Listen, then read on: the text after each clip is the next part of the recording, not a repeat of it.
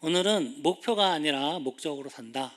목표가 아니라 목적으로 산다라는 제목으로 하나님 말씀을 증거하도록 하겠습니다. 제가 항상 이제 평소에는 일주일에 한 4번, 5번 정도의 하나님 말씀을 설교를 합니다.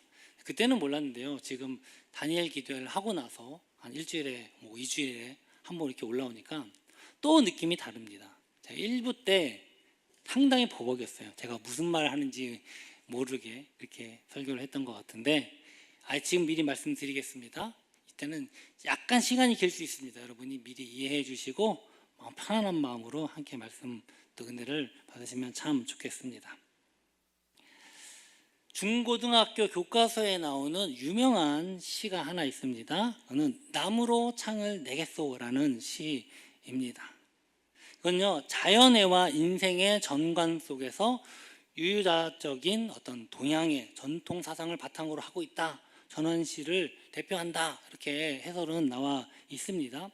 제가 특별히 이걸 가져온 건요, 이 시를 여러분 교과서에서 한번 보셨던 시이기 때문에 아실 것 같고요. 그런데 이 마지막 이제 문단입니다. 마지막 보면 왜 사냐건, 원래로 정확하게 하면은 왜 사냐고 묻거든 이란 말입니다. 그냥 웃지요라는 말입니다. 거기 보면요, 해설에 보면요, 이 시의 주제가 바로 왜 사냐고 묻거든 그냥 웃지요. 이게 바로 이 핵심 주제다라고 해설은 하고 있습니다. 아무런 욕심 없이 세속을 초월하여 자연 속에서 달관적인 삶의 자세를 의미한다. 이렇게 해설을 하고 있습니다. 근데 저는요, 이 시를 보면서 사실은 좀 다르게 생각을 했습니다. 왜 사냐고 묻는다면 그냥 웃지요. 왜 웃을까요? 여러분은 언제 웃으십니까? 저는요, 할 말 없으면 웃어요. 뭐라고 얘기할 게 애매할 때 그냥 웃습니다. 저에게 왜 사냐고 묻는다면 저는요, 그냥 살지요. 인생 왜 삽니까? 라고 하면 여러분은 어떻게 대답을 하시겠습니까? 이 시는요, 김상용이라고 하는 분의 시입니다. 사실 이분은 1902년에 태어나서 1950년 6.25 동란 때 이제 부산으로 이제 피난을 왔다가 식중독으로 병사를 하신 분입니다. 그 삶을 보면요, 이제 태어나서부터 이제 좀 7살, 8살 그때가 되면요, 이제 일제 치하로 넘어가는 그 시기입니다. 그래서 그 일제 치하를 겪고 잠깐 광복 겪다가 바로 6.25 동란이 터져서 그것 때문에 그러니까 일찍 돌아가신 분이시죠. 그 인생을 보면요, 이게 유유자적인 삶을 추구했다. 그거 시를 노래했다라고 얘기하는데 그분의 삶을 보면 과연 유유자적인 삶이었을까? 그렇게 생각이 들지 않습니다.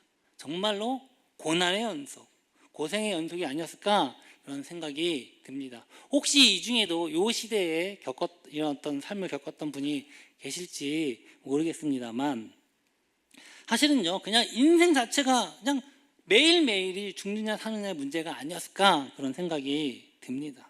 그러니까 이분에게는요, 왜 사냐고 묻는다는 것 자체가 어떻게 보면 사치다. 지금 당장 사는 것도 힘들어 죽겠는데 왜 사냐고 묻는다니요. 아마 저는 그런 생각이 들었습니다. 사실 수많은 사람들이요, 철학자, 사상가, 많은 사람들이 인생을 왜 사는가, 인생의 목적이 무엇인가에 대해서 많은 질문을 했습니다. 그런데요, 어느 누구도 정확하게 대답을 해주는 사람은 없었다라는 것입니다. 사실은요, 사람은요, 이걸 대답할 수 있을까요? 대답할 수 없습니다. 어떤 것에 대한 존재의 목적, 왜 있어야 되는가, 왜 사는가, 그건요, 알 수 없어요. 전 내가 원해서 태어난 게 아니거든요. 어쩌다 보니까 태어나 있는 겁니다. 여러분들 원해서 태어났습니까? 없습니다. 그러나 분명한 건요, 이걸 만든 분이 있다면요, 만드신 분은 왜 만드는지 이유를 알 수 있다라는 것입니다. 우리 존재의 목적을 알 수 있는 분은요, 바로 우리를 만드신 분, 창조주 하나님만 계신 줄 믿습니다. 예수님은요, 다음처럼 말씀을 하셨습니다. 마태복음 6장 31절에 보니까 우리 한번 함께 읽어보겠습니다. 그러므로 염려하여 이르기를 무엇을 먹을까, 무엇을 마실까, 무엇을 입을까 하지 말라 이렇게 말씀을 하셨습니다.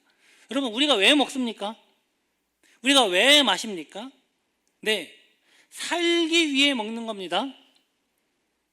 여러분, 우리가 좋은 거 먹고 좋은 거 마시고 혹은 좋게 믿고 좋은 곳에 사는 거요, 이건요, 인생의 목표가 될 수 있습니다.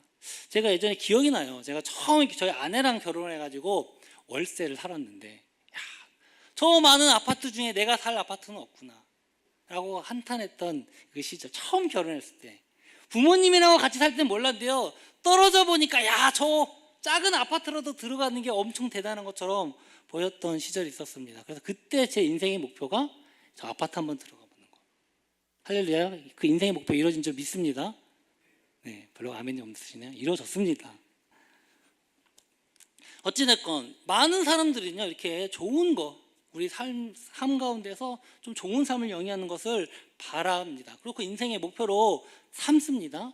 그러나 우리가 잘 사는 거, 좋은 곳 사는 거, 편하게 사는 거, 그것이 인생의 목표는 될 수 있을 것 같아요. 그러나 그것이 인생의 목적은 될 수 없다는 것입니다. 우리가 먹고 사는 거, 여러분, 먹고 마시기 위해서 사는 사람 있습니까? 또 있다고 하는 사람 있어요. 있어요, 진짜. 먹고 마시기 위해서. 아닙니다. 우리가요, 살기 위해서 먹고 마시는 거지, 먹고 마시기 위해서 사는 사람은 할렐루야. 네, 없는 줄 믿습니다. 또 있다고 얘기도 할 수 있어요. 그러나 저는 이걸요, 구분합니다. 목표와 목적. 내가 뭔가가 되고 싶다, 내가 저런 거, 좋은 거 누리고 싶다, 목표는 될 수 있어요. 그러나 그것이 우리 인생의 목적이 될 수 있느냐? 그렇지 않다라는 것입니다. 좋은 직업 갖기 위해서, 혹은 의사가 되기 위해서, 대기업에 취직하기 위해서 내가 돈을 잘 버는 거, 좋은 옷 입는 거, 좋은 집에 사는 거, 산다는 거, 이거 얼마나 좋은 일입니까? 그러나요, 그건요, 목표는 될 수 있어요. 목적은 될 수 없습니다. 그런데요, 목표가 목적이 되는 순간에 어떤 일이 벌어집니까? 불행해지기 시작합니다. 내가 공부 전교 1등 하는 거 내 목표야! 할 수 있죠. 그런데 이것이 내 인생의 목적으로 되는 순간, 내가 전교 1등을 되지 못하면 어떻게 됩니까? 인생의 의미가 없는 겁니다. 그럼 어떻게 됩니까? 죽어야죠. 인생의 의미가 없으면요, 죽음밖에는 택할 수가 없는 겁니다. 여러분, 왜 자살합니까? 자살하는 사람들이요, 다 자살하고 싶어서 자살하는 게 아니에요. 어쩔 수 없이 자살하는 겁니다. 왜요? 인생에 의미가 없으니까. 살아갈 의미가 없으니까, 목적이 없으니까 살아가는 것입니다. 목표가 목적이 되는 순간에는요, 그 목표를 이루지 못하면요, 인생의 의미가 없는 거예요. 그러다 보니까 결국은 자살할 수밖에 없는. 그러니까 제가 봤습니다. 공부 꼴찌가 자살한 경우는 한 경우도 없어요. 전교 1등 하던 사람 전교 2등 했다고 거기에 실망해서 자살하는 겁니다. 여러분, 이해 안 되시죠? 저도 이해 안 돼요. 그건 거기에 있는 사람만 이해가 되는 거예요. 목표가 목적이 되면 결국은요, 그건요, 불행해질 수밖에 없는. 그러니까 목표가 목적이 되면요, 다 이루어지면 좋겠는데 이루어지지 못할 때는요, 지옥이 될 수 있다라는 것입니다. 마태복음 6장 32절에 보니까 한번 함께 읽어볼까요? 이는 다 이방인들이 구하는 것이라 너희 하늘 아버지께서 이 모든 것이 너희에게 있어야 할 줄을 아시느니라. 아멘. 하나님을 알지 못하는 사람은 이걸 구한대요. 이거를 목표를 목적으로 사는 겁니다. 그러나 하나님을 아는 사람들은, 하나님을 우리 아버지로 믿는 사람은 바로 이것을 구하지 않는 줄 믿습니다. 왜요? 하나님께서 주시니까. 할렐루야. 하나님께서 주시는 줄 믿습니다. 그런데요, 하나님께서 다 알아서 주시는데도 그렇지 않는 사람들이 있습니다. 안 믿는 사람은 그럴 수 있죠. 근데 믿는 사람은 어떻습니까? 우리는요, 목표가 아니라, 믿는 사람은요, 목표가 아니라 목적을 위해 살아가는 사람인 줄 믿습니다. 오늘 우리가 읽었던 성경 본문입니다. 고린도전서 10장 31절, 우리 한번 함께 읽어보겠습니다. 그런즉 너희가 먹든지 마시든지 무엇을 하든지 하나님의 영광을 위하여 하라. 네. 분명히 말씀합니다. 무엇을 먹든지 마시든지, 이건 뭡니까? 목표예요. 우리가 삶을 살기 위해서 필요한 것들입니다. 그러나 그것은 목적이 아니라는 겁니다. 그럼 목적은 무엇입니까? 하나님의 영광을 위해서 사는 것. 바로 이것이 목적이다라고 이야기를 합니다. 무엇을 먹을까? 무엇을 마실까? 이거는 목표는 될 수 있어요. 그러나 절대로 목적이 될 수 없습니다. 바로 하나님께서, 창조주 그분께서 인간을 만드신, 그리고 우리에게 목적을 주신 그 삶의 목적은 하나님의 영광을 위해서, 하나님의 영광 안에서 그 영광을 누리며 함께 즐거워하는, 바로 그것을 우리에게 목적으로 주셨다라는 것입니다. 제가 대학생 때요, 제가 학교가 포항에 있었습니다. 그래서 이제 포항에서 여기서 가려면, 요즘은 뭐 KTX도 있고 고속버스도 빨리 간다고 합니다. 근데 그때는요, 딱 기차가 새마을호 하나였어요. 그리고 이제 무궁화호도 한참 오래 갔고, 그래서 이제 새마을호를 타는데, 그것도 이제 직행으로 가는 건 새마을호, 아니면 다 막 기차도 갈아타야 되고 그랬습니다. 근데 그 KTX가 생기기 전이었기 때문에 심지어 비행기 값이요, 이 새마을호보다 쌌던 시절이 있었어요. 아주 일시적입니다. 그래서 제가 기차보다, 혹은 이제 특실 같은 경우는 비행기 값보다 훨씬 비싸니까 이제 비행기를 타기도 했습니다. 그런데 이제 그날 이제 비행기를 타고 학교에서, 이제 집에서 포항으로 내려갔습니다. 그런데 거기 포항이요, 지금은 어떻게 되는지 몰라요. 하도 20년 더 된 이야기니까. 포항 공항이요, 굉장히 조그맣니다. 공항인가 이렇게 싶을 정도로. 그래서 이제 공항에 내리려고 하는데 날씨가 흐리고 바람은 불고 구름이 너무 낮게 깔려 있는 겁니다. 그래서 한 2번 정도 착륙을 시도하다가 이제 기장이 너무 위험합니다. 이게 하다가 사고 날 것 같으니까 다시 대구로 가겠습니다, 이렇게 이야기를 하는 것이었습니다. 그래서 대구로 이제 비행기가 갔습니다. 어쩔 수 없죠. 우리는 뭐 어떻게 할 수가 없어요. 대구로 갔습니다. 그리고 일단 대구에 착륙을 하고 그렇게 이야기를 하는 것입니다. 자, 지금 만약에 다시 서울로 올라갈 분은 이 비행기가 서울로 올라가니까 비행기를 타십시오. 근데 포항으로 가실 분들은 이 항공사에서 버스를 대절했으니 이 버스를 타고 가시면 됩니다, 이렇게 얘기를 했어요. 그러니까 막 여기저기 불평불만이 납니다. 이게 뭐야, 비행기 타고 왔는데. 결국은 불만이 많은 사람들은, 일부 사람들은 다시 비행기를 타고 서울로 올라갔고요. 저는 어차피 학교를 가야 되니까 다시 서울 그 버스, 항공사에서 대절해준 버스를 탔습니다. 그런데 하필이면 그때 또 이 고속도로가 공사 중이었는지 이 버스 운전기사가 고속도로로 못 간다는 거예요. 그래서 국도로 가야 된다는 겁니다. 뭐 우리는 뭐 선택길이 없잖아요. 뭐 국도로 가게 됐어요. 근데 아니나 다를까 국도로 갔더니 막 차가 막 밀려 있는 거예요. 뭐 고속도로가 못 가니까 다 글로 나왔겠죠.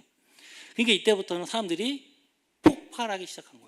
이게 뭐야, 내가 비싼 내고 비행기 타고 왔는데 이거 더 늦네, 막 내려달라고, 내가 여기서 택시 타고 가겠다, 뭐 하겠다, 막 지금 바쁜데 지금 뭐 일을 해야 되는데, 막 이렇게 불평불만을 막 쏟아내기 시작을 했습니다. 저는 뭐 가만히 있었어요. 어차피 가긴 가야 되니까. 그래서 막 사람들이 내리고 막 뿔뿔이 흩어지고 얼마 안 남은 그 버스를 타면서 제가 가고 있는데, 근데 차가 밀리니까 천천히 가는 겁니다. 비행기 타고 일찍 가려고 했는데 훨씬 늦어버린 거죠. 근데 옆에 보니까 한 관광버스가 있어요. 관광버스예요. 관광차요. 근데 거기도 보니까 포항으로 가는 버스예요. 근데 거기를 봤더니 그 차는 신났어요. 막 번쩍번쩍 빛나고 막 숨치고 막 난리가 난 겁니다. 지금 차가 밀려서 천천히 가는데 신경 안 써요. 거기서 막 신나서 막 놀고 있어요. 거기서 관광버스 내린 사람 한 명도 못 봤습니다. 아니, 제가 탄 차는 분명히 가는 목적지는 같아요. 포항. 그런데 우리 차는 다 사람들이 뿔뿔이 흩어졌는데 그 관광버스를 타고 간 사람은 한 명도 내리지 않고 더 신나게 즐기면서 노세노세 하면서 즐기고 있다라는 것입니다. 차이가 뭘까요? 차이가 분명히 목표, 포항까지 가는 목적지는 분명히 같습니다. 그러나 목적이 달라요. 저희는요, 다 각자 다른 목적, 어떤 사람 비즈니스 때문에, 어떤 사람 가족 때문에, 다른 일 때문에 그렇게 포항을 갔지만, 그 사람들은요, 포항 가는 것보다 더 중요한 목적이 있어요. 뭡니까? 네, 노는 거예요. 관광하는 거예요. 즐기는 거예요. 이걸 보면서 야, 좀 늦게 가면 어때? 그래서 막 뭐 딴 데 가면 뭐 신나게 노는 겁니다. 경치도 보고. 사랑하는 성도 여러분, 인생의 목표가 전부인 사람은요, 그 목표가 이루어지지 못할 때요, 실망합니다, 좌절합니다, 그리고 원망합니다. 누구 때문에 이렇게 됐어? 하지만 목표가 아닌 목적으로 사는 사람은요, 목표가 이루어지지 않아도 실망하지 않습니다. 절망하지 않습니다.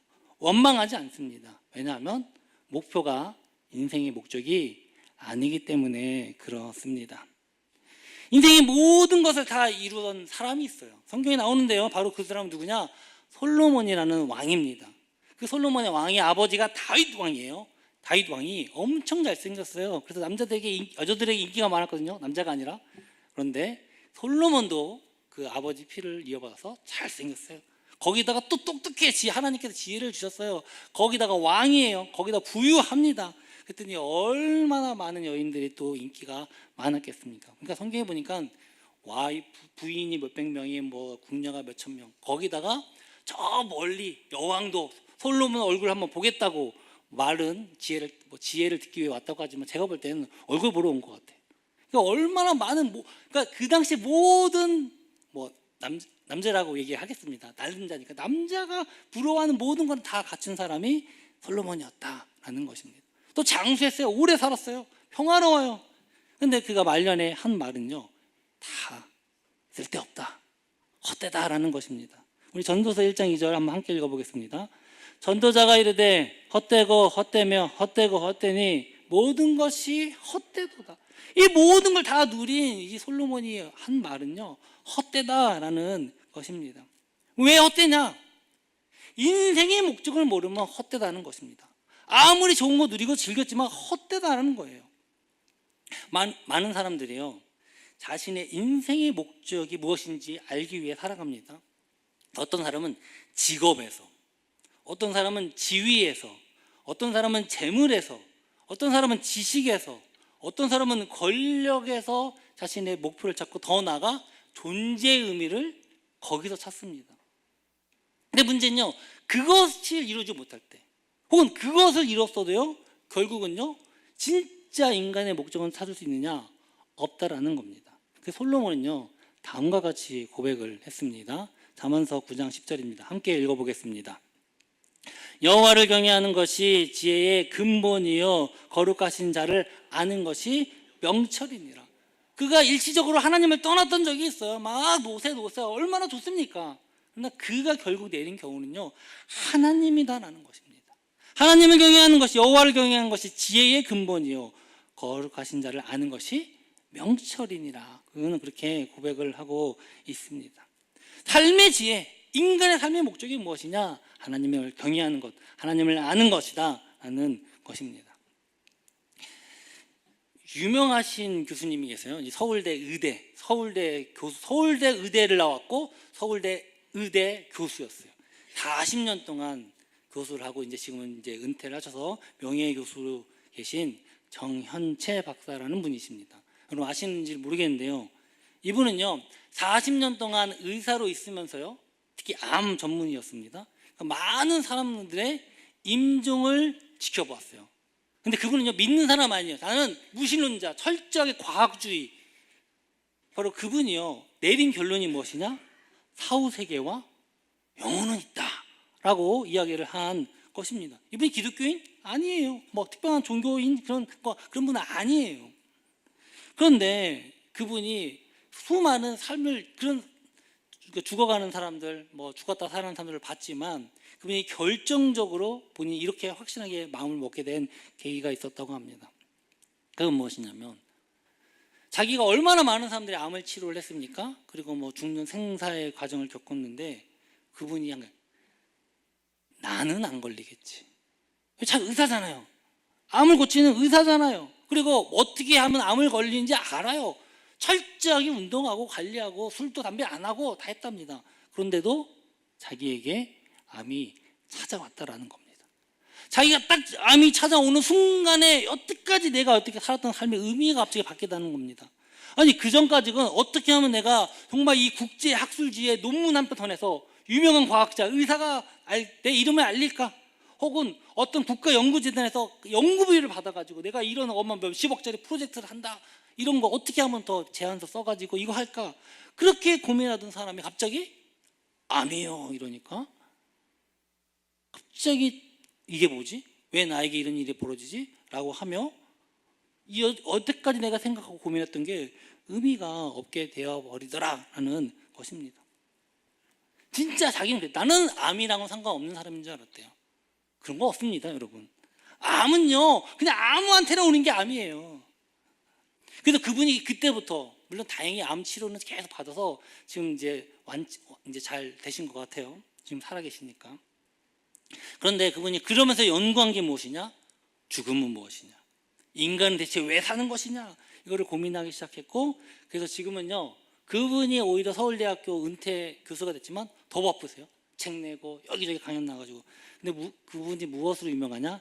죽음학 전문가. 죽음학이라는 것을 이렇게 발표를 해서 이야기를 하고 있습니다. 근데 그분이요, 제가 볼 때는 분명히 기독교라 어떤 특정 종교의 신앙을 갖고 있지는 않은 게 분명한 것 같아요.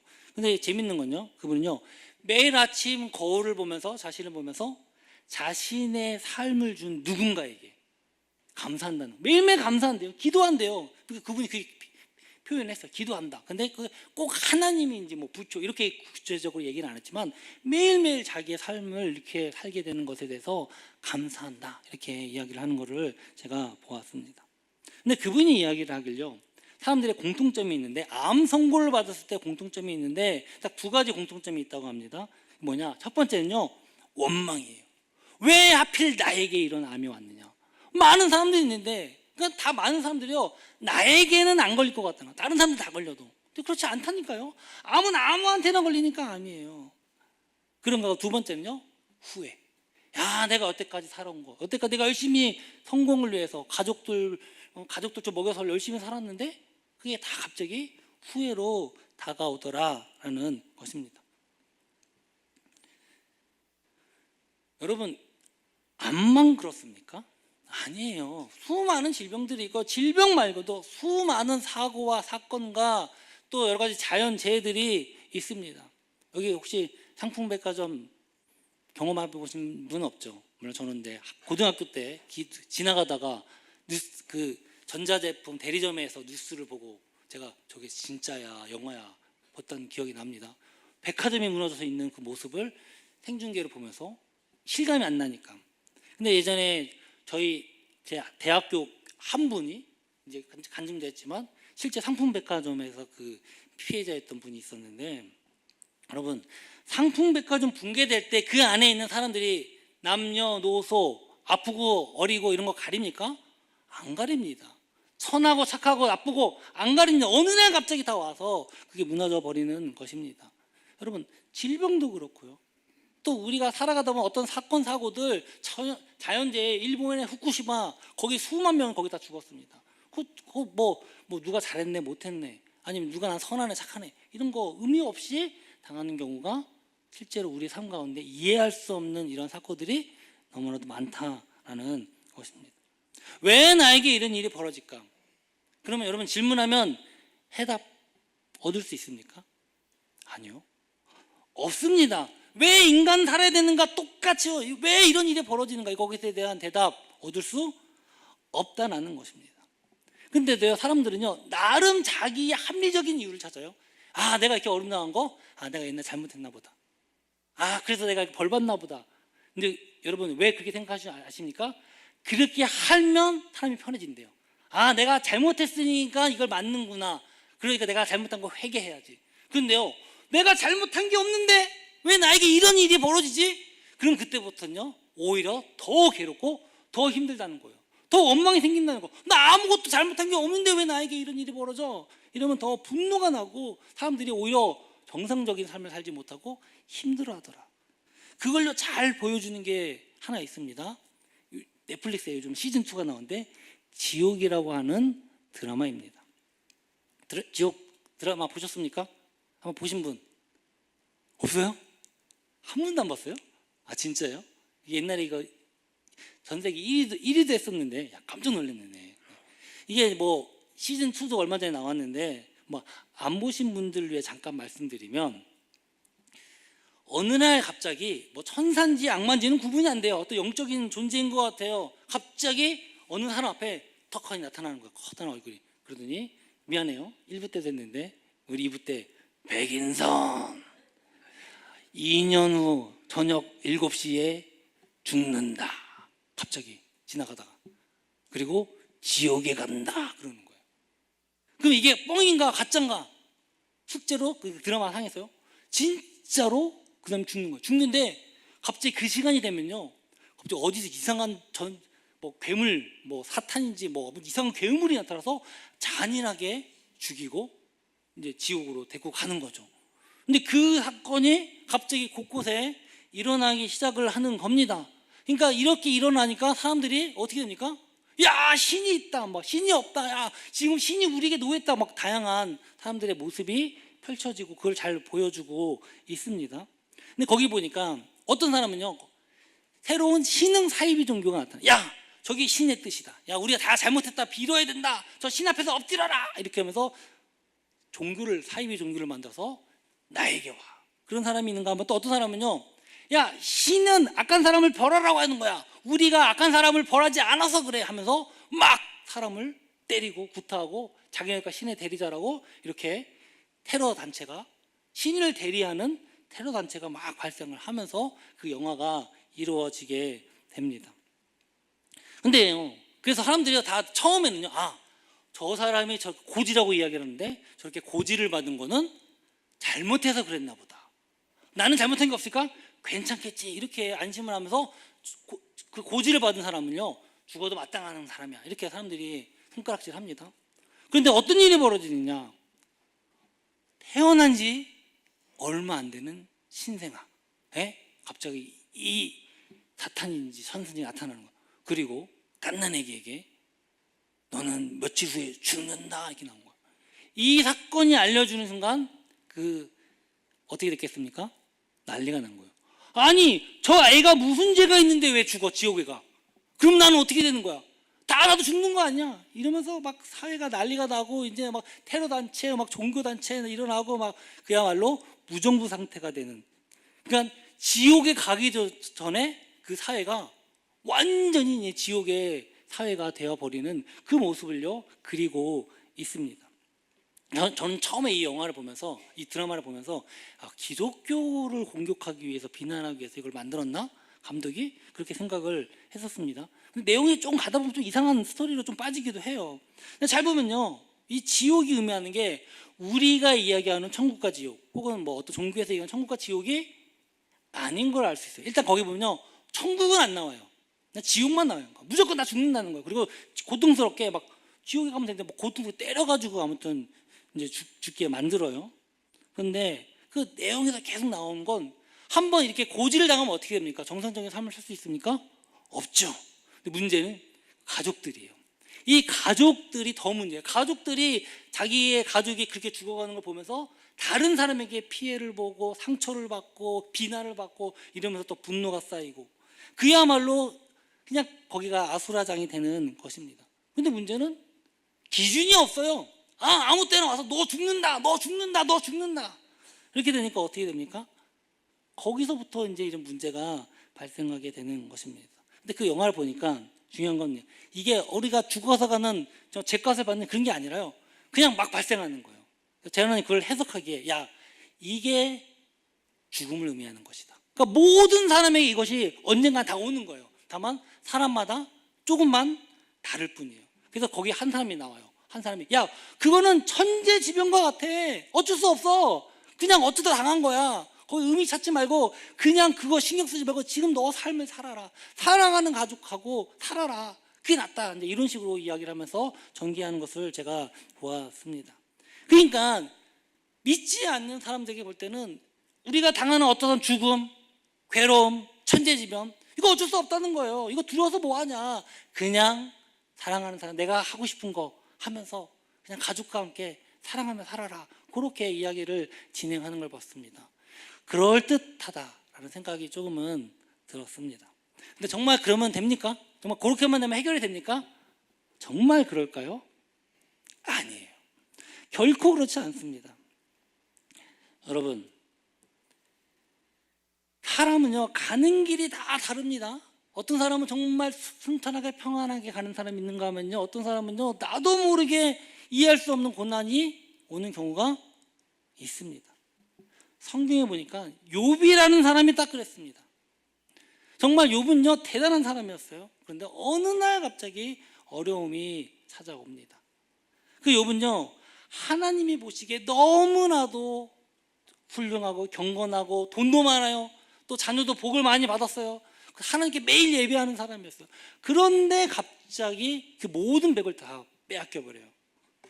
재물 빼앗기고요. 그렇게 됩니다. 여러분, 이건요 우리 일상생활에서 많이 일어나지 않습니까? 잘 나가다가 어느 날 갑자기 뭐 불가항력적인 일 때문에 훅 본인이 실수했으면 본인 책임지죠. 엊그저께 얼마 전에 그 다니엘 기도회를 보니까 이 남경필 그 지사가 전 지사죠. 나와서 이제 간증하는 걸 내가 봤습니다. 이 남경필 집사님이에요, 집사님. 근데 이분이요 집사라는 직분을 받기 전에, 그러니까 그 직분을 우리가 불리기 전에, 물론 집사였지만 그 전에 5선 국회의원, 별로 안 놀라시네요. 30대에 그 국회의원이 됐어요. 5선이면 25년입니다. 4년입니까? 5년입니까? 국회의원이 4년이죠. 네. 그러면 20년 동안 국회의원. 그리고 경기도 도지사까지 했던 대단한 사람이죠. 한때는요 분명히 대선까지 넘봤던 그런 사람입니다. 근데 이 사람이 어떻게 몰락했냐? 본인의 실수 때문이 아니에요. 자기 아들이 마약을 했어요. 마약을 해가지고 이게 막 언론에 대서특필되면서 그냥 한 방에 그냥 몰락해버렸다고 해도 과언이 아닌 그런 분이었습니다. 근데 보니까 욥도 똑같았어요. 욥이요. 아까 얘기했지만 너무나 하나님을 잘 믿는 사람이었고 잘 나가는 사람이었는데요. 이해할 수 없는 어느 날 고통이 옵니다. 갑자기 천재지변이 일어나서 뭐 소들이 말들이 죽고 그 다음에 또 도둑이 와갖고 도둑이 와서 다 잡아가고 또 자기 자녀들도 갑자기 하루아침에 집이 무너져서 싹 죽고 그리고 본인은 피부병까지 앓게 되는 그냥 정말 이거 자살 안 하는 게 다행이다 이럴 정도로 그런 일들도 성경에도 똑같이 나타납니다. 그런데요 이 욥기서 23장 10절에 보면 여러분이 잘 아는 말씀인데 한번 함께 읽어보겠습니다. 시작. 그러나 내가 가는 길을 그가 아시나니 그가 나를 단련하신 후에는 내가 순금같이 되어 나오리다. 이 말씀 여러분 많이 잘 아시는 분은 잘 아실 거예요. 유명한 말씀이에요. 많은 사람들이 이 말씀 때문에 은혜도 받았습니다. 야 정말 내가 지금 너무 힘들고 어렵고 내가 어디로 갈지 모르지만 하나님께서 다 아시고 인도하시니까 내가 지금은 나를 연단하고 단련하는 놈에 내가 정금처럼 하나님께서 나를 연단시킬 것이다. 이렇게 큰 믿음의 고백으로 우리가 많이 이야기를 하며 있습니다. 그런데 이 성경을 보면요 욥이 과연 그런 믿음의 고백을 했느냐? 아니에요. 보면요 이 욥이 정말 너무나 고통스러운 데 있으니까 어떻게 하냐? 하나님은 감히 저주를 못하고 자기 인생을 저주해요. 그리고 내가 태어난 생일을 저주합니다. 내가 이럴 바에 뭐하러 태어났냐 막 이렇게 저주하니까 이제 친구라고 이제 위로하러 온 사람이 온 3명의 친구가 있었는데 그 이야기를 듣고요 갑자기 훈계하기 시작합니다. 야 무슨 소리냐? 너가 잘못한 게 있으니까 이 고통당하는 거지, 고난당하는 거지. 그거 네 인생 저주하지 말고 하나님께 회개해라 막 이렇게 얘기를 합니다. 그러니까 요셉이요 나는 하나님께 잘못한 게 없는데 왜 회개하냐? 나는 그렇지 않다라고 얘기하면서 항변하다가 너무 화가 나서 분노 터져서 이제 자기를 변호하는 말로 하는 말이 이 말입니다. 너무 열받아서 한 말이에요. 야 나는 잘못한 거 없어. 하나님은 다 아실 거야. 내 길 나 인도하셔. 그렇게 얘기하면서 화내서 한 말입니다.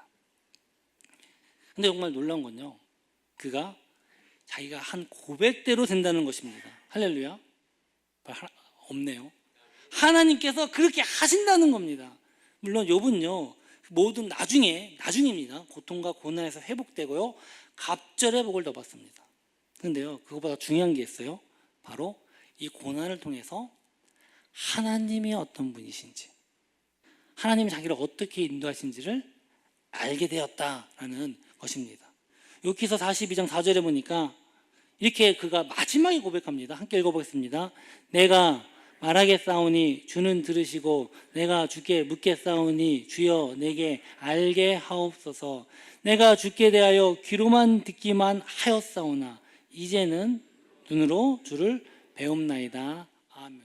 여태까지는 자기는 신앙심이 있었습니다. 그냥 누구에게 들은 거, 하나님 이런 분이야. 아, 그래, 하나님 이런 분이 내가 하나님 잘 섬기면 되지. 그렇게 듣기만 하고 알았고요. 의식적으로, 지식적으로만 알았어요. 그래도 나름대로 최선을 다해서 하나님을 믿고 그 믿음에 벗어나지 않았던 사람입니다.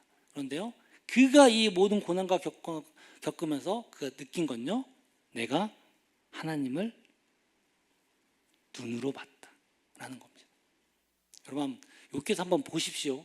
한번 읽어보시면 생각보다 쉬운 내용은 아닙니다. 그러나 한번 읽어보시면 좋은 은혜가 될 줄 믿습니다. 제가 이 남경필 지사님의 간증을 들으면서 처음에 당황했던 게 뭐냐, 보통 간증하면 뭡니까?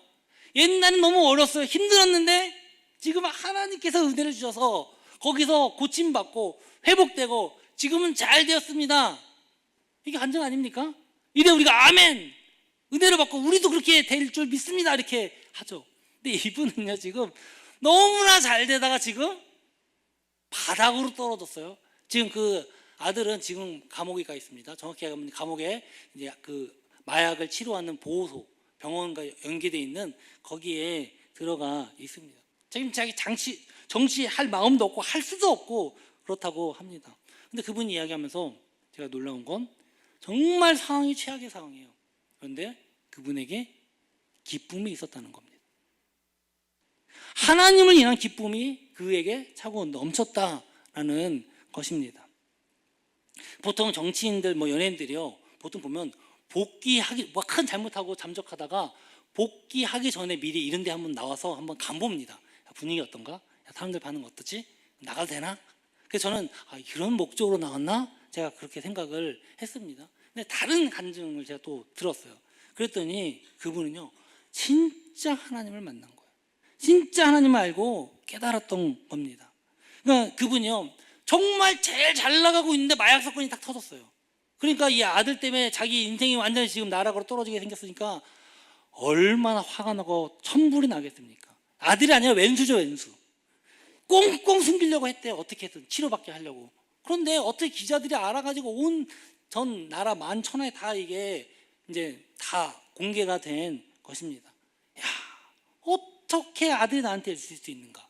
그러다가 더 나가서 어떻게 하나님이 나한테 이렇게 할 수 있는가? 그분이 정말 하나님을 어렸을 때부터 믿어서 정치하면서도 예배는 빠진 적이 없을 정도였대요. 잘 믿는 사람이었어요. 근데 어떻게 나한테 이렇게 할 수 있는가? 그래서 자기가 온갖 가진 아는 사람 전문가 동원해서 마약으로부터 빼내려고 하고 하려고 했겠죠. 발각되기 전에. 근데 안 되는 거예요. 결국은 꼬리가 길면 밟힌다고 밝혀져가지고 결국은 이제 된 거죠. 그래서 나중에는요, 안 되겠다. 자기네들이 계속 직접 마약 먹을 때마다 신고를 했대요, 가족이. 근데 너무 이제 자기도 점점 이제 나락으로 떨어지고, 이제 도지사도 다 끝나고 당선 선거하는데 다 지니까 아들은 어떻게 했는데도 안 되고 정말 포기하려고 막 정말 마음이 속이 상하고 이러고 있는데, 그러다 갑자기 이런 마음이 들더랍니다. 야, 내가 무슨 짓 해도 안 되네, 어떡하냐, 그러고 있는데 갑자기 하나님께서 주신 마음이, 그래, 네가 해도 안 되지. 됩니까? 여러분, 자녀 문제 여러분들이 하면 됩니까? 안 됩니다. 할렐루야. 네, 저 미리 벌써 두려워요. 우리 아들이 지금 이제 10살 돼갖고 사춘기가 될까 말까, 그런 조짐이 보이더라고요. 안 됩니다. 내 뜻대로 하려고 안 돼요. 그래, 너가 무슨 짓 해도 안 되지. 그냥 나에게 맡겨라. 딱 갑자기 그 마음이 들더랍니다. 그래, 이거 내가 암만 했는데도 안 되는데 내가 해서 뭐하냐. 갑자기 그 마음 먹으니까 하나님께 맡기자. 할렐루야. 그랬더니 마음이 편해지더랍니다. 그래, 이거 내가 어차피 나도 이제 끝났다. 그래서 그리고 아들을 봤더니 갑자기 이제 불쌍한 생각이 드는 겁니다. 사실 처음에 첫 번째 아내랑 처음에 정치인하면서 나 정치인 아내 못하겠다고 이혼을 먼저 한번 했대요. 정치인이 유명한 정치인이니까 이게 쉽지 않은 겁니다. 그 아들에게도 그런 스트레스가 있었겠죠. 그리고 자꾸 다른 사람들이 내 아빠가 유명한 정치인 이거 막 얘기하니까 자꾸 그걸로 시비도 걸고 공격하니까 아들을 빨리 외국으로, 오히려 아들을 자기는 보호한답시고 외국으로 보냈는데 거기에서 마약을 접하게 된 것입니다. 그래, 유명한 정치인 아빠 때문에 너도 스트레스 받고 그거 풀려고 마약에 빠졌는데, 갑자기 그런 생각이 드니까 한편으로는 불쌍한 생각이 드는 거야. 아, 내 책임이 있구나. 네, 그러면서 불쌍해 보이기도 했다고 합니다. 그래, 너가 불쌍하지. 갑자기 그 생각이 드는 순간 놀라운 사실을 깨달았는데, 내가 내 아들을 보면서 불쌍하다고 느끼는 그 느낌이 하나님이 나를 보실 때, 그래, 너도 내가 볼 때는 불쌍한 아들이야, 헛된 것을 쫓고 있으면서 지금 저렇게 하고 있다는 그 생각이 문득 들더라는 거예요. 아, 그래, 내가 내 아들을 보면 불쌍하다고 여기는 게 하나님이 지금 나를 보면서 이렇게 불쌍하게 여기고 있구나. 그 마음이 너무나도 깨달아지는 순간에 아들에 대한 원망, 미움 다 사라지더래요. 그래, 내 아들, 내가 갑자기 너무나도 하늘 같고, 옛날에는 보기만 하면 화가 치밀어 올랐는데 갑자기 국률하는 마음이 생기고, 그 아들을 감싸 안아주고, 그 마약해서 꼴 보기 싫은 아들을 감싸 안아주고 싶은 마음이 생기더라는 겁니다. 그래서 야, 내가 정치고 뭐 그만두고 아들을 위해서 마약을 끊기 위해 헌신하리라. 그래서 정치 완전 그만두고요, 지금 마약 퇴치 운동가로 운동하고 계세요. 그리고 그것을 위한 사업을 하고 계세요. 그래서 회사를 세웁니다, 아들을 위해서. 근데 여러분, 지금 우리나라 마약 심각한 거 아시죠? 자, 여러분 다행히 모르시면 여러분들 정상인 거예요. 잘 모르니까. 그런데 정말 지금 마약 우리나라 심각한 상황입니다. 그래서 이 마약, 젊은이들 사이에 퍼져 있는 이 마약, 내가 우리 아들을 데리고 함께 막아버리라, 싸우리라, 그 마음을 정한 것입니다. 그 마음을 갖고 하나님께 기도했더니 할렐루야, 하나님이 그에게 찾아오셨어요. 성령의 능력, 성령 체험을 하게 된 겁니다. 그러면서 그분이, 야, 내가 진짜 여태까지는 지식적으로만 알았고, 옛날처럼 그냥 종교적으로 나 잘못하면 무서워하는 부모님, 엄마 아빠 때문에 억지로 교회 갔다가 그렇게 되는 하나님이었는데, 지금은 정말 살아계신 하나님이구나. 할렐루야. 인도하시는 하나님이시구나. 역사하시는 하나님이시구나. 나를 사랑하시는 하나님이시구나. 지금도 살아계셔서 우리와 함께 하시는 하나님이시구나. 그거를 분명하게 깨닫게 됐다라는 것입니다. 그렇게 되니까 이제 더 이상 아들을 보고 화가 안 난대요. 사랑한다. 어색하겠죠. 근데 재밌는 건 그거를 아들이 느끼고 아들도 변하기 시작한 겁니다. 그 감옥 보호소 안에 있으면서, 아, 우리 아빠가 저렇게 변하네. 그러면서 본인도 내가 더 하나님을 믿어야겠다, 더 열심히 치료받아야겠다, 그러면서 같이 치료받고 있다, 같이 감옥에 있는 사람들 전도하고, 야, 우리 같이 치료받자. 그렇게 되면서 친구가 마약에서 끊어지고 먼저 이제 퇴소를 해서 그 아버지를 찾아오고, 그런 일이 벌어지게 되더랍니다. 그래서 그분이 이번에 나오면서 혼자 오지 않았어요. 전두환 손자 전우원 함께 나왔어요. 옛날에 한번 뉴스에 나왔던 사람인데 똑같이 마약을 하다 빠졌었나 봐요. 그런데 이 남경필 지사님 덕에 마약을 중단하게 됐고, 내가 아버지같이 모신다라고 하면서 그 간증에 같이 나왔고요. 이게 또 유명한 사건이 이제 일반 뉴스에도 이게 나오더라고요. 사랑하는 성도 여러분, 믿는 자는요, 목표는 다 다를 수 있습니다. 그러나 목적은 같습니다. 하나님의 영광을 위하여, 하나님으로 인하여 기쁨으로 사는 것, 이것이 바로 하나님께서 우리 인간에게 주신 목적이다라는 것입니다.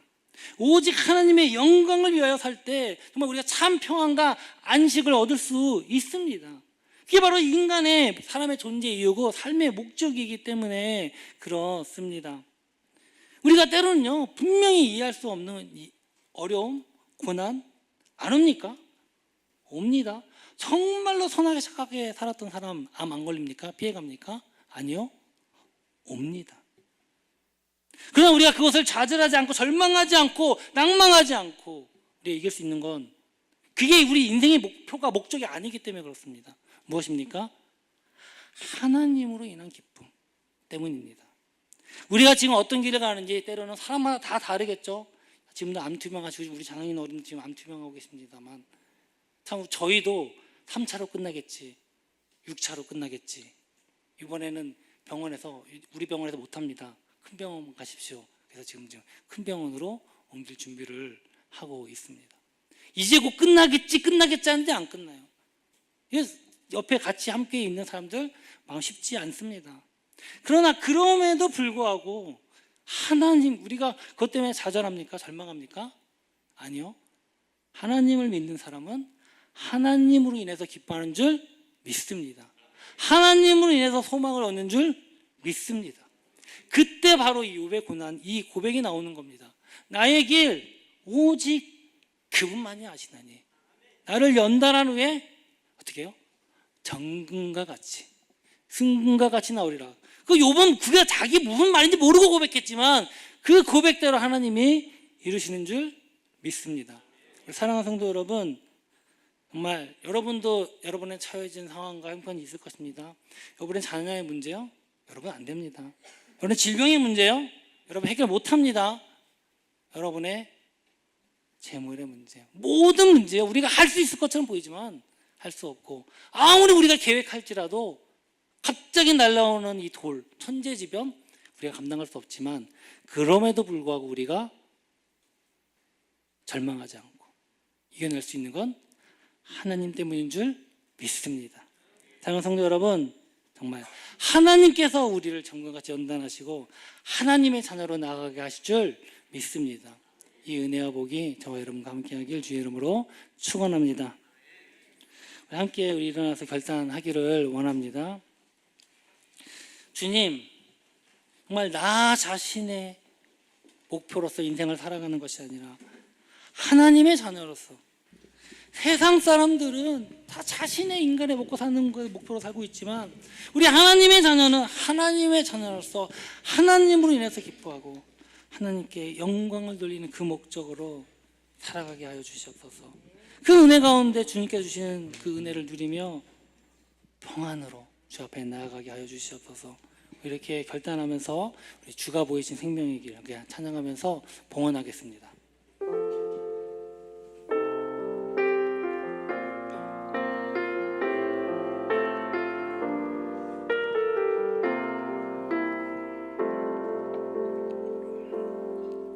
주가 보이신 생명의 길, 나 주님과 함께 상한 마음 들이며 주님 앞에 나가리. 나의 의로움이 되신 주, 그 이름 예수, 나의 길이 되신 이름 예수. 나의 길 오직 그가 아시나니 나를 단련하신 후에 내가 정금같이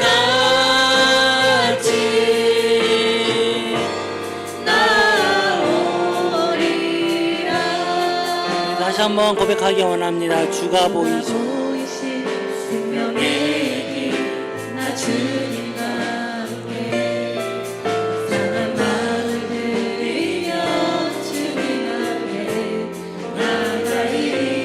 나의 의로움이 되신 주, 그 이름 예수, 나의 길이 되신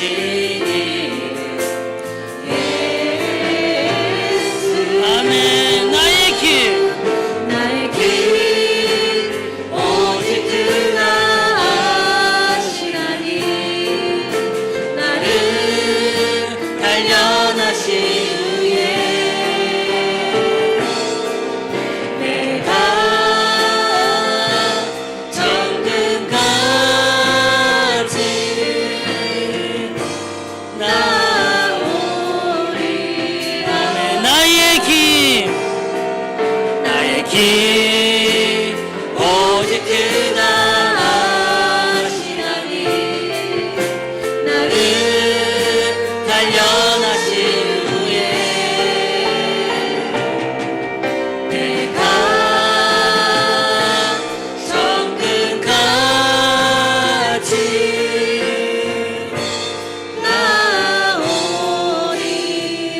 내가 정금같이 내가 정금같이 나오리라. 아멘. 이 시간 함께 우리 기도하며 나아갔으면 좋겠습니다. 주님, 정말 나의 삶에 내가 먹고 사는 문제가 목표가 아니라 내 자녀가 내가 성공하는 것이, 내가 좋은 집에서 그것이 내 목표가 아니라 하나님의 자녀로서 하나님을 기뻐하며 하나님께 영광 돌리는 그 목적을 우리가 살아갈 때 이 모든 것은 하나님이 알아서 해결해 주실 줄 믿습니다. 주님, 우리가 주님의 은혜를 구합니다. 정말 주님께서 우리에게 주신 우리 인간의 목적이 무엇이 다시 한번 알게 하시고 하나님께 영광 돌리며 하나님으로 인해서 기뻐하는 것, 그것이 바로 우리의 인생의 목적인 줄 믿습니다. 주님, 이 목적을 가지고 살아가게 하여 주셨소서. 때는 우리의 목표가 하나씩은 이루어지지 못할지라도, 때로는 인생의 삶의 소망이 끊어질지라도 그것이 아니라 하나님이 주신 기쁨으로 내가 그것을 내가 하나님을 목적으로 내가 살아가기 원합니다. 우리의 가족의 문제, 질병의 문제, 건강의 문제, 사업의 문제, 나를 상처 준 그 모든 것들을 다 주께 맡겨 드립니다. 정말 내가 이것을 통해서 정말 나가 주님께 나를 연단하시고 이것으로 오늘 주님을 알게 하시고 주님께 나아가며 정강같이 나를 연단하게 하여 주셨소서. 이렇게 고백하면서 주여 한번 붙들고 기도합니다. 주여, 할렐루야. 고맙고마하신 아버지 하나님, 오늘도 우리가 주님 앞에 나와서 기도하며 주 앞에 부러지는 주님의 자녀들 함께 하시고, 아버지 하나님, 왜 나에게 이런 고난이 옵니까? 왜 나에게 이런 어려움이 옵니까? 그것 때문에 절망하지 않게 하시고, 그것을 통해서 하나님의 역사하심을 보게 하시고, 그것을 통해서 하나님의 살아계신가, 하나님의 인도하신가, 하나님의 사랑하심 우리가 경험하고, 내가 그 날마다 주께 나아갈 때 내 인생의 목표가 바뀌고 내 인생의 목적이 주를 향하며 나아가기 원하오니, 아버지 하나님, 우리의 모든 것들 다 주께 맡겨 드립니다. 주님 함께 하시고 인도하여 주시옵소서. 아버지 하나님, 우리의 삶의 목적을 온전히 다 주 앞으로 향하기 원하니 주님 붙잡으시고 인도하여 주시옵소서. 정말 주님께서 나를 인도하시며 역사하여 주실 믿습니다. 주님 함께 하시고 인도하여 주시옵소서. 사랑의 주님, 우리가 무엇으로 살아갑니까? 어떠한 목표를 가지고 살아갑니까? 우리가 여러 가지 인생의 목표는 여러 가지가 있을 수 있습니다. 그러나 그 목표 때문에 살아가는 것이 아니라 그 목표가 무엇이든 간에 하나님으로 인해서 하나님의 기뻐함으로 하나님의 영광을 돌리는 것을 우리의 목적으로 살아가기 원합니다. 그 목적을 우리가 살아갈 때 어떤 상황과 형편 가운데 있든지 하나님으로 인해서 기뻐할 줄 믿습니다. 하나님이 회복시켜주시고 하나님이 인도할 줄 믿습니다. 이 믿음으로 우리가 일어나게 하시고 주 앞에 나아가게 하여 주시옵소서. 주님, 우리의 기도를 들으시고 응답하시는 주님, 주님의 자녀, 우리가 무슨 뜻인지 알지 못하고도 고백하는 그 고백 가운데서도 하나님이 그 기도를 들으시고 응답하시고 역사하여 주시옵소서. 주님께서 주신 은혜가 너무나도 감사히 이 시간 주 앞에 예물을 드립니다. 11조, 주장헌금, 감사헌금, 성경헌금, 구제헌금, 건축헌금. 아버지 하나님, 이 물질의 이 예물의 제목이 중요한 것이 아니라 그 예물에 담겨져 있는 우리의 마음, 주님께 향한 이 마음을 보시고 기뻐 받아 주시옵소서. 주님께서 우리와 함께 하시고 인도하여 주실 줄 믿습니다. 지금은 우리 주 예수 그리스도의 은혜와 하나님의 사랑과 성령의 교통하심이 나를 위한 목표가 아니라 무엇을 먹든지 마시든지 다 주를 위하여, 하나님의 영광을 위하여, 하나님이 주신 그 기쁨을 위하여 하기로 결단하는 이곳에 예배하는 모든 성도들과 영상으로 참여하는 모든 이들 가운데 지금부터 영원히 함께 있을지어다. 아멘.